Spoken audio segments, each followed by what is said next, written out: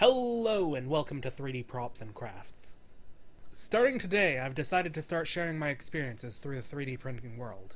I'll be posting videos on 3D PC about things like my old projects, my new projects, and everything in between. In the coming year, I'm planning on going back to school for 3D modeling, which should actually be pretty interesting, really. Not sure how that'll affect my modeling work that I've done so far, but I'm really expecting I'll get better. I do a whole variety of things with my 3D printing. I make everything from such things as this little coaster I've got right here to that sword back there. I make all sorts of things. I make cosplay props. I make little crafts for myself.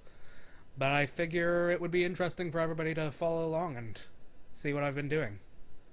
So welcome to the channel. If you're interested in seeing what I've been making, feel free to take a look at some of the videos and decide for yourself if you're going to subscribe.